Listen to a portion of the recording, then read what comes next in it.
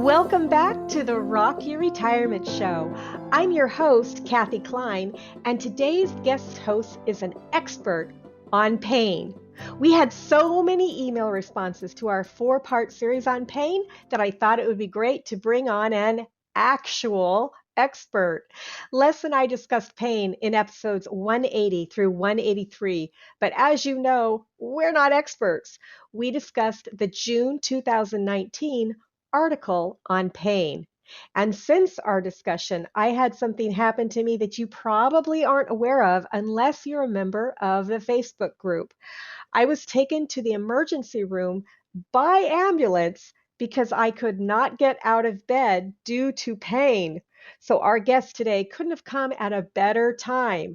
But he actually doesn't know what happened to me, as we had this podcast episode scheduled way in advance. So let me tell you a little bit about my guest host. He is a fellowship trained specialist and an expert on the science of pain, actually trained in anesthesiology at the University of Chicago. After that, he completed his fellowship in pain medicine at the University of Michigan, and then later served as an associate program director of the Naval Medical Center San Diego's Pain Medicine Fellowship Program, right around my old neck of the woods in San Diego. Dr. Cuccaro focuses on creating solutions for pain and pain-related topics important to healthcare systems, clinicians, and the public. Perfect timing, wouldn't you say?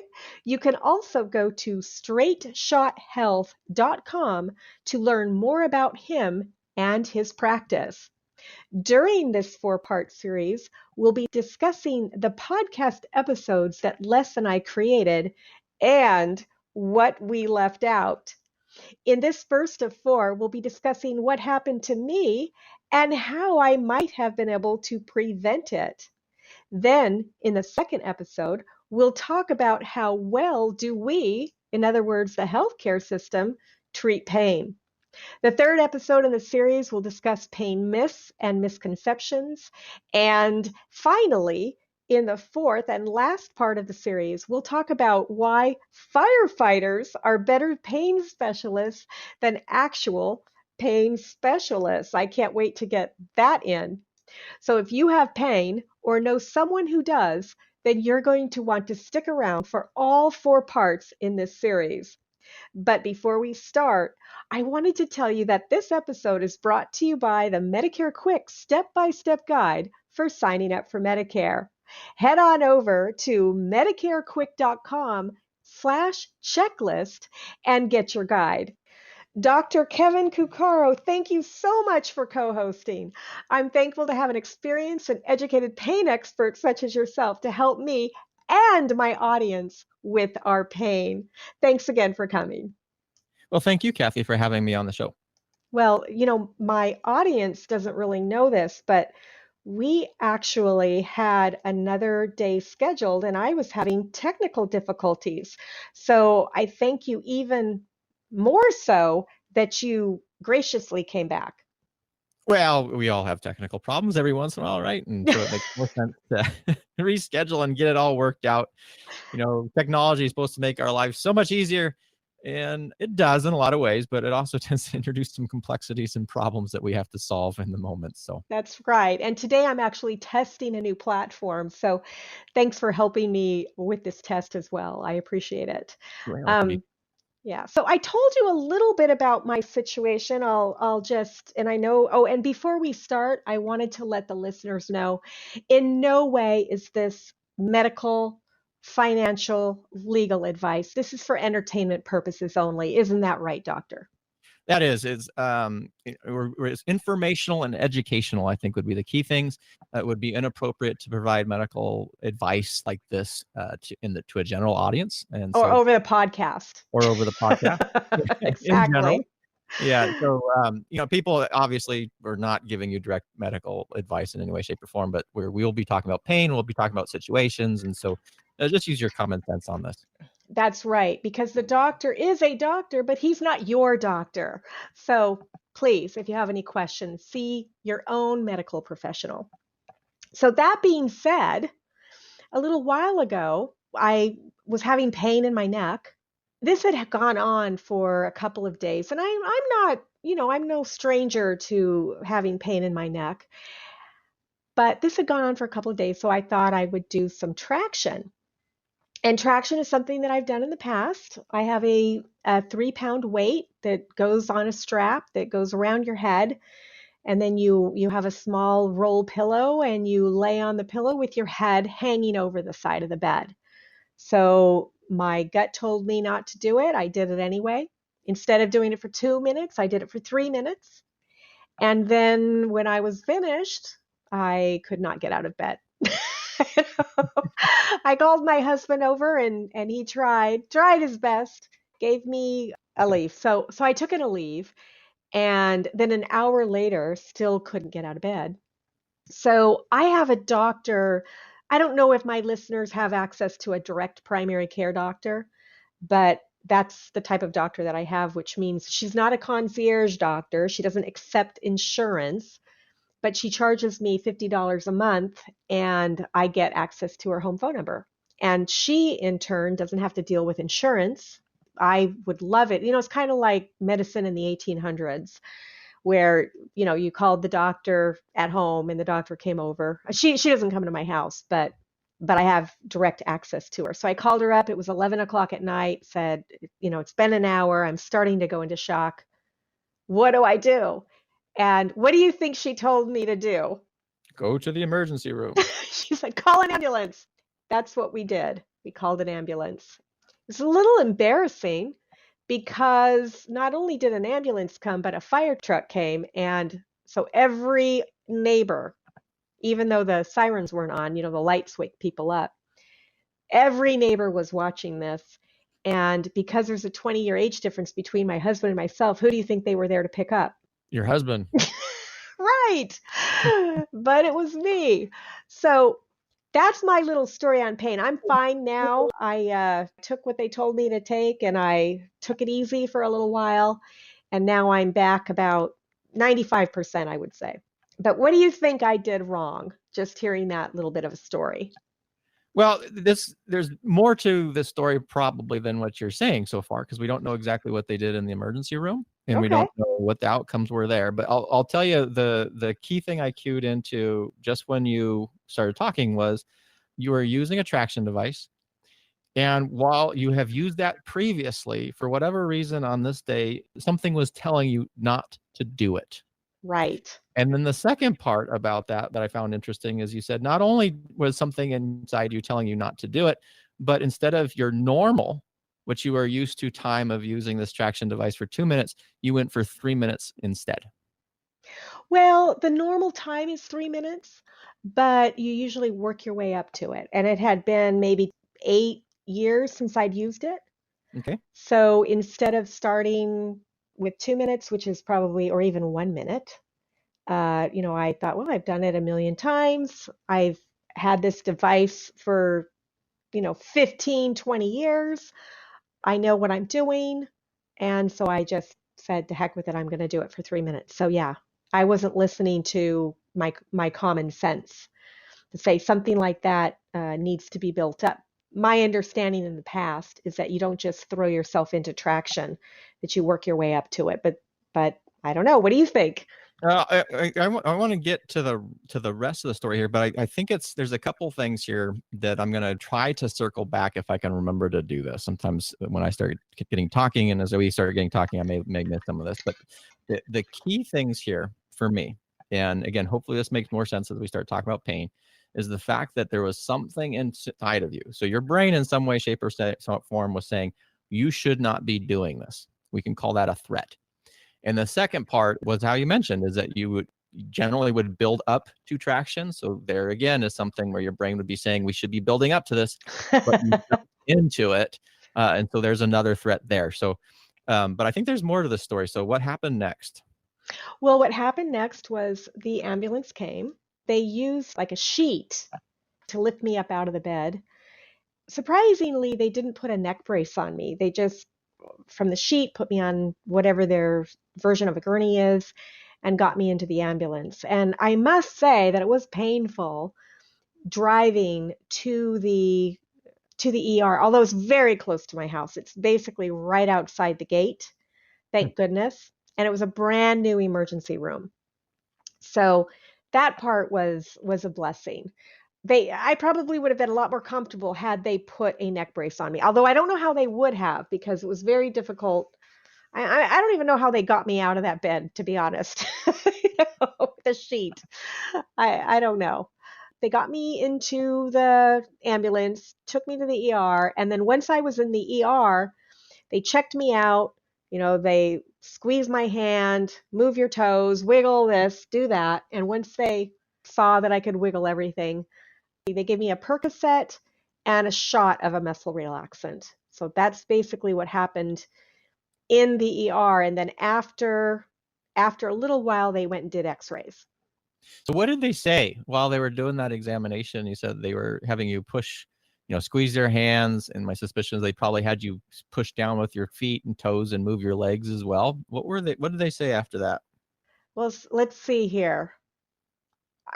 I know you and I talked about this right before the show, but I'm sorry, I'm not remembering. Remind me what I said, please. Well, I think what they did is they reassured you. Oh, yes, yes. And they were wonderful, by the way.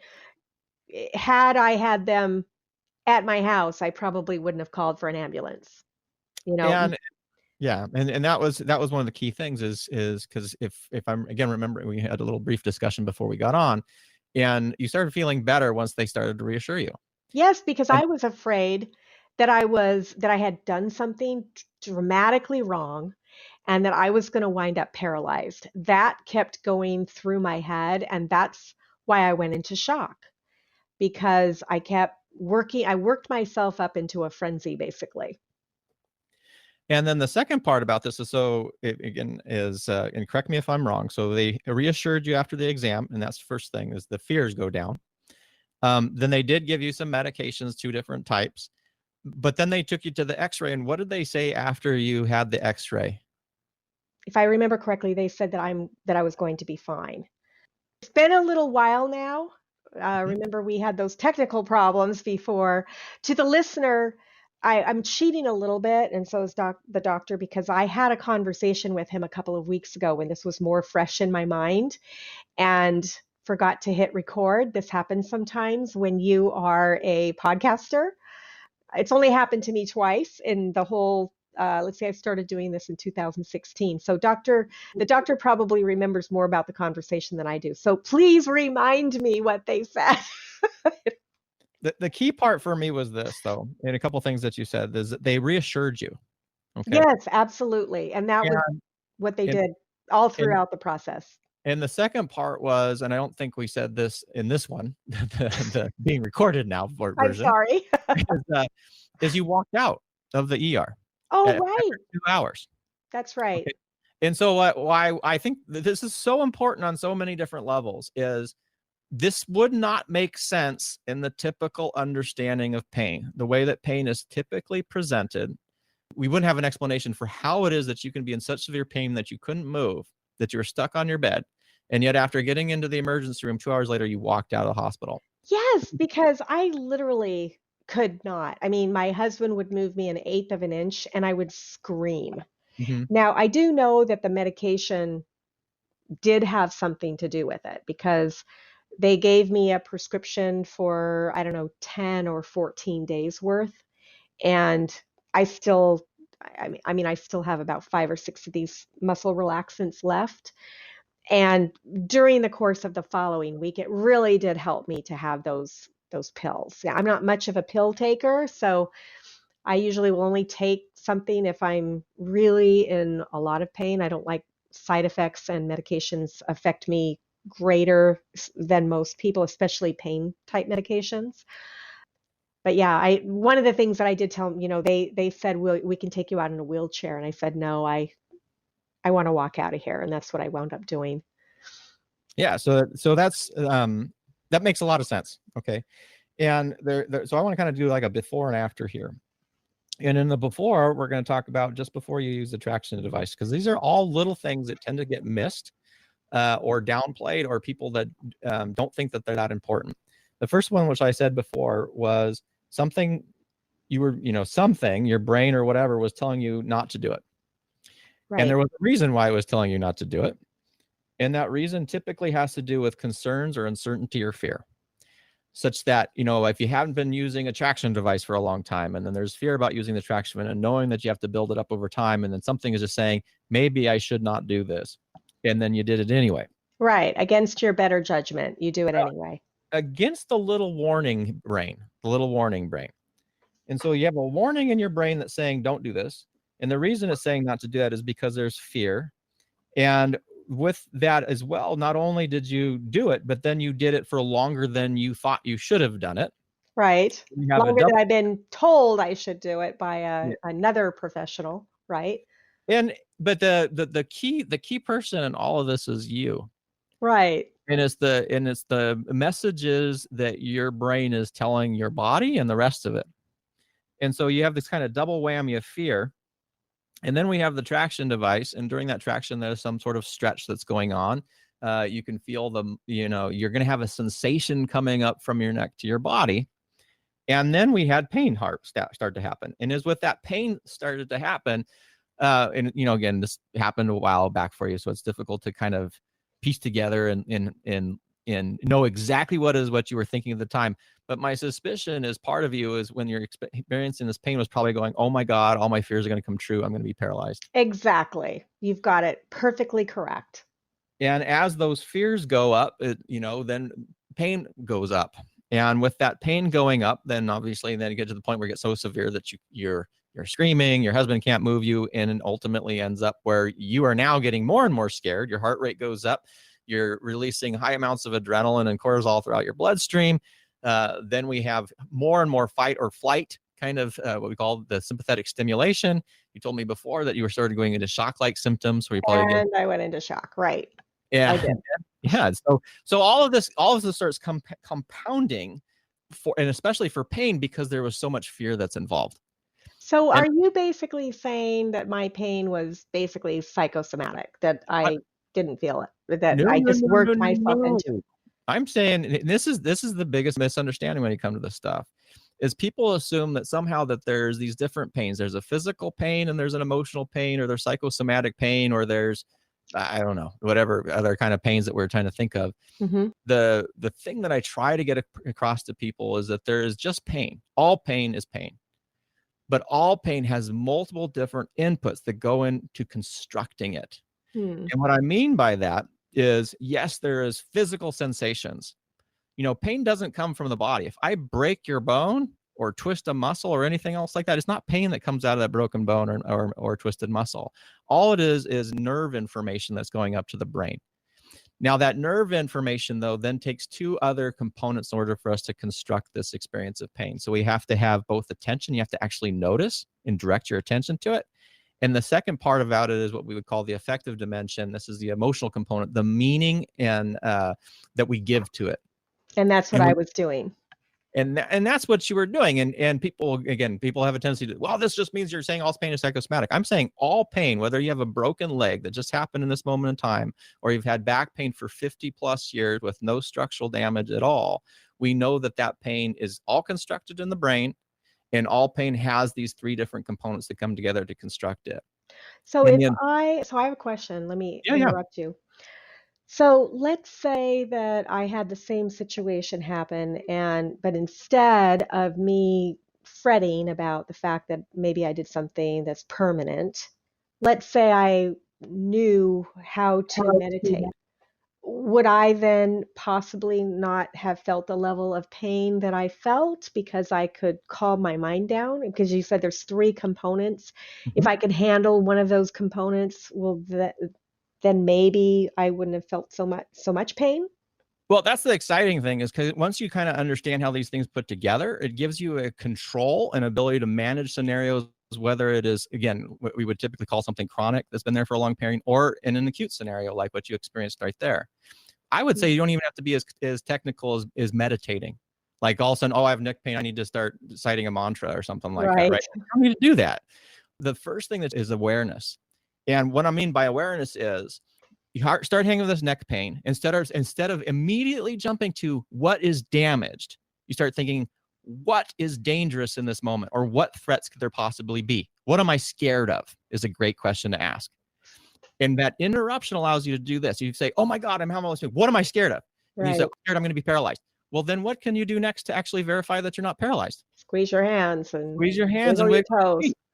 Right. And so that awareness allows you to interrupt the sort of what we call this kind of catastrophizing cascade, where we're thinking, oh my God, I'm damaged, and oh my God, I'm paralyzed, and oh my God, there's nothing I can do. And then you start making it worse because you're thinking, well, maybe I'm living in a 2-story house and I'm paralyzed. I'm not gonna be able to walk. And how am I gonna afford all this stuff? Right. Exactly. So you interrupt that. Now you can start doing a self-reassurance. Okay, if I'm scared, I'm paralyzed. Now we're not talking pain right now. All we're talking about is how can we assess this threat? Fear. I can move my legs. This is a good thing. Mm-hmm. I can move my hands. I'm probably not paralyzed. Now you still can have pain.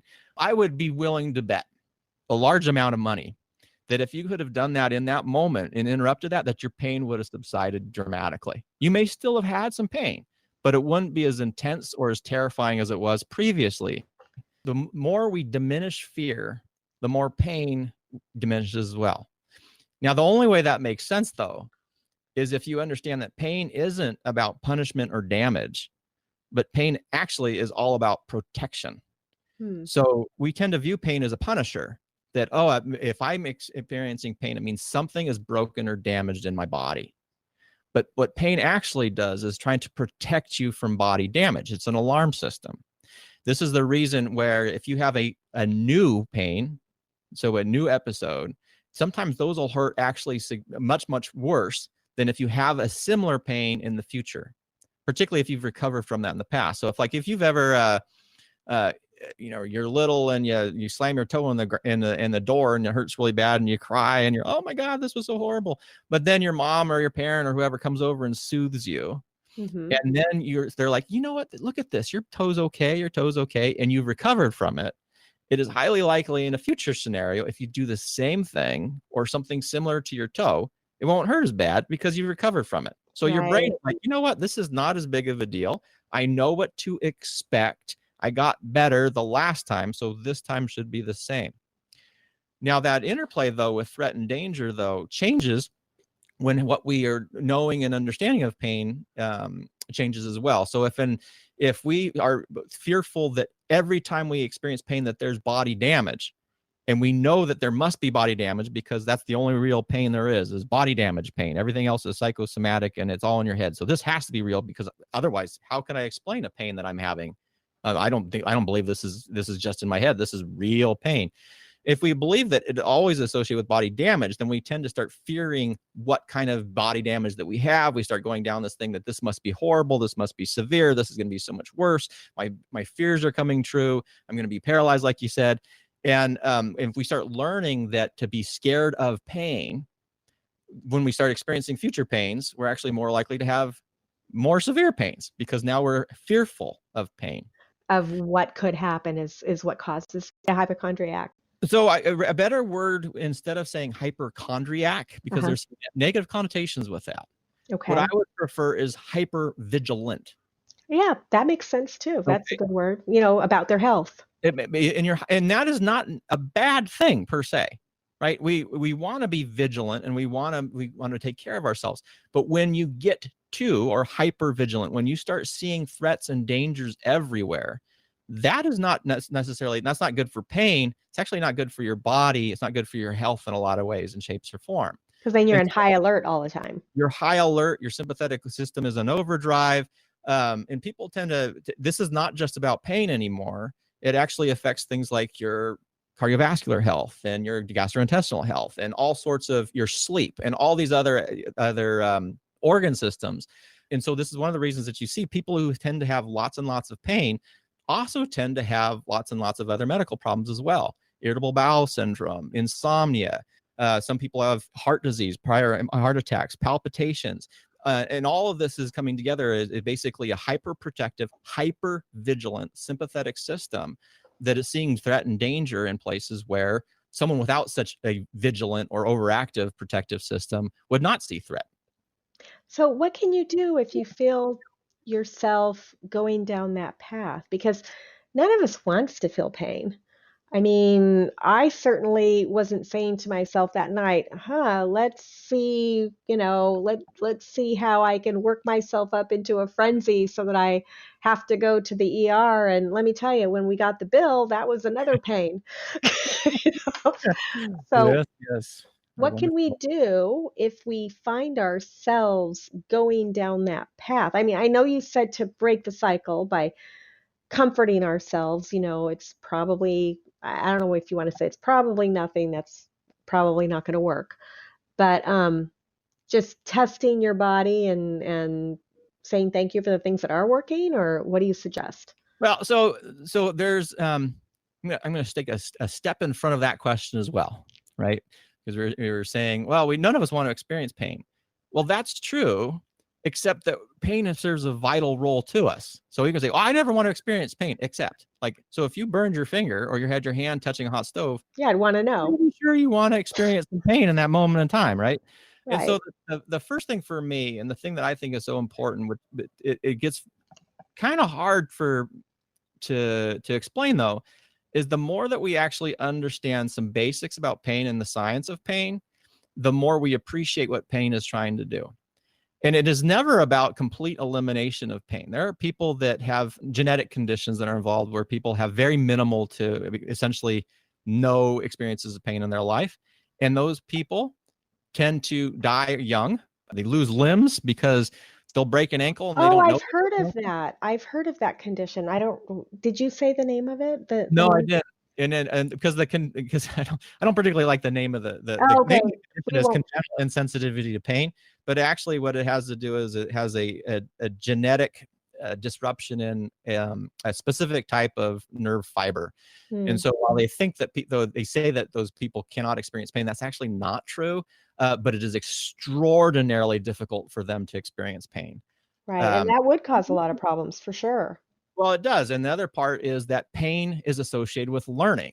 So if we understand pain as a protector, there's a time it can protect us in this moment. We touch the hot stove, we have a sharp sensation go up to our brain, we see a glowy thing, we withdraw, and then we go, well, I must have burned my finger, and there's pain in that moment. So pain is protecting us because it's withdrawing, and we're now protecting that finger that now has been burned. Hmm.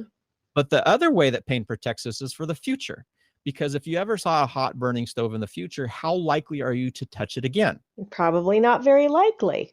And the reason is you had a lot of pain the first time you did it. That's right. Now, why So, why can't some people associate that pain with bad relationships? I know we don't want to go there, but well, and here because people tend to think of pain in unidimensional terms. That it's all about the body or sensations coming up from the body itself to the brain. Again, that pain equals physical damage. It's not someone's telling them I'm crazy, and that can't be true. Mhm. But remember, pain is about protection, and pain also is multidimensional. So that we have that sensory aspect, the nerves coming up from the body to the brain. The other two key components to it are what I call cognition and emotion. Cognition is the thought and attention, so that you're actually, you're focusing your attention on that sensation and what else you're seeing in your environment, where you see lots of threat and danger or believe there's threat and danger. And then the second part is the emotion, which you can kind of think about. That has to do with the meaning that you're giving that sensation. Oh, this is horrible. This is awful. I'm going to be paralyzed. The mood that you're currently in. Oh, I'm upset and depressed. That actually is a threat to your body as well. And a lot of memory that you have when you have previous episodes of pain. And so when we put those three together, we construct pain.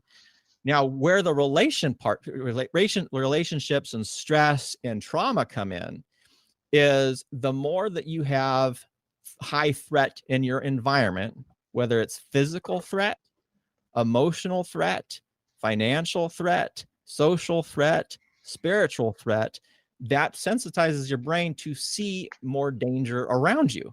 And so you're more likely to experience pain. This is one of the reasons that we see people who've had a lot of trauma, particularly early life trauma, that are coming from families of abuse or families of neglect, or families where there's a history of lots of people around them experiencing pain. They tend to have more pain and more severe pain than people who are coming from different environments. And it is not because these people are crazy or that those people are fundamentally damaged or their brains are disrupted. But if you come from a background of trauma and abuse, it makes more sense for your brain to start seeing and perceiving threat early and react more vigorously than not, because it's trying to protect you from bad things that's happening. One way I kind of explain that is if you're in a really abusive house and you don't know if the person who's opening that door to your bedroom at midnight is your mom coming in to give you a kiss goodnight because she just got off, maybe she got off early from the midnight shift, or it's your abuser coming into your room because they know that your mom is off on their midnight shift, it makes more sense from a survival-based standpoint from your brain to say, key up and say, threat, threat, threat. This is bad. Something bad's going to happen, to prepare you, than just to pretend that nothing bad is going to happen to you. So does that sort of make sense? Absolutely, it does. So when you hear that doorknob twist, you're going to go into alert.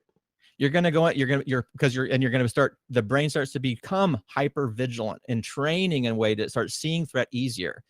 Now, because that brain has then learned and come from that environment, it has a tendency to act like a hyper protective parent or an overprotective parent as you get older. So now you may not live in that same abusive environment. You may have changed the relationship that you have, but the brain, unless we have actually worked on that, doesn't necessarily know it.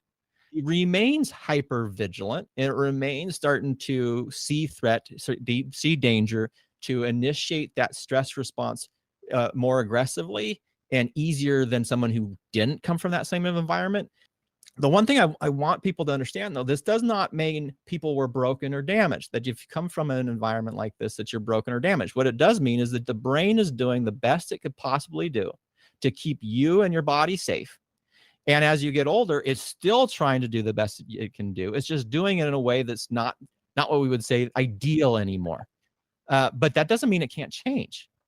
The more aware we are of these relationships, the more that we can see pain and see, what this is about, threat and danger. So are there physical threats? Can I move my arms and legs? Am I paralyzed? Oh, no, I'm not. Well, what else is occurring right now that's a threat to me? What else is here that may be contributing to my experience of pain? And this becomes especially important for pain that persists or pain that has been lasting for months and months and months, if not years and years and years. So do you believe in biofeedback to help with that? I believe in biofeedback. The key things for me, the ones that I'm a huge advocate for, or anything that you can do for yourself. And what I mean by that is there's two major divisions of treatments that you can look at. There were what we call passive-based therapies, and there are active-based therapies. Passive-based therapies are things like surgeries, injections, and drugs. They're ones where you as the individual don't have really control over that technique. You're reliant on somebody else to do something to or for you. And then there are active-based modalities. And what active-based modalities are things that you do for yourself or things that you have learned and work with somebody else to gain a skill set. Biofeedback is one of those active-based therapies, because what you're doing with biofeedback, you have to participate. You have to be engaged, and you're actually training then your brain to be able to relax in certain scenarios. And biofeedback is great for that. And there's many different types. There's ones where you can actually look at a little pulse wave. There's ones where you're actually trying to align your breathing and decrease your heart rate and stimulation so that you can get these lines to alive. But what you're basically doing is you're developing your own skill set. And the reason I like those is people can't take that away from you. And then the skill sets that you have, you can use them again, whether you've had back pain for 40 years or if you have tripped and fallen and broken your leg.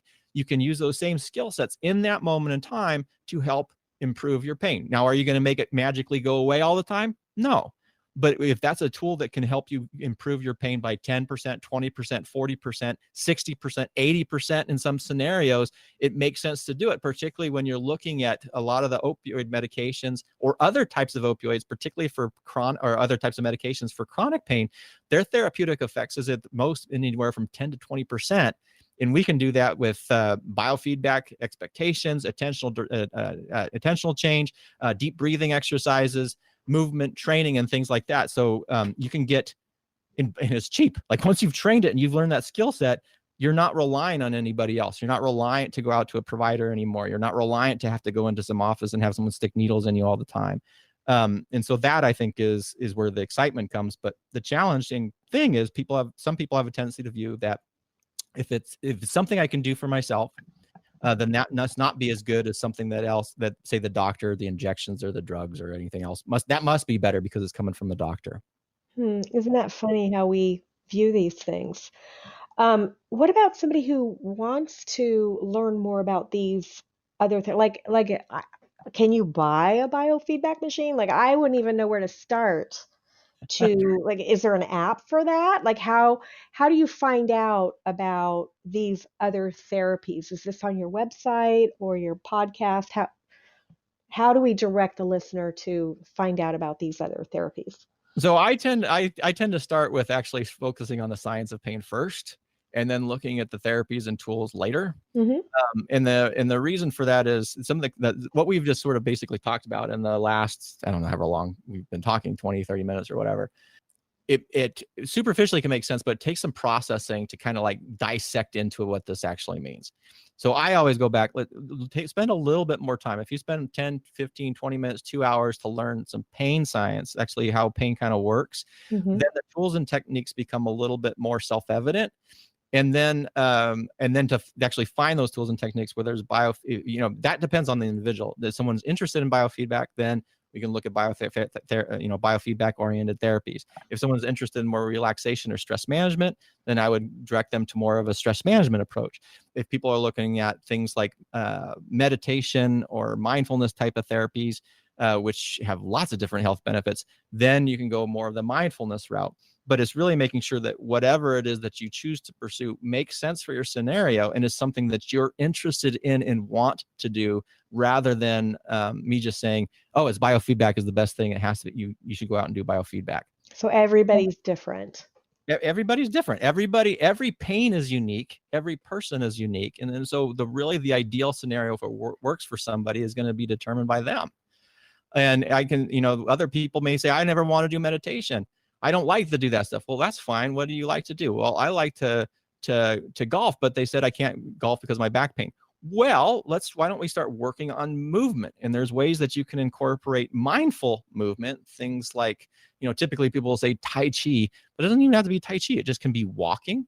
It can be strengthening exercises. And we're not really focusing as much on making sure that your back muscles are strong as making sure that your brain feels safe in your body again. So it's interesting when you look at exercise programs for things like back pain. Exercise is actually the number one evidence-based modality to prevent future episodes of back pain. But the reason why it helps prevent future episodes of back pain isn't just because you're strengthening your back, is that your brain is feeling safe and comfortable again. And the other part about that is, as you exercise and feel stronger, you tend to feel more safe in your body again. And so we see people who've done exercise programs, the improvement in pain isn't just the muscle growth, the hypertrophy, and the size of the muscles, but how they're feeling, what they're believed to be true, how safe they are, and how strong they believe their backs to be.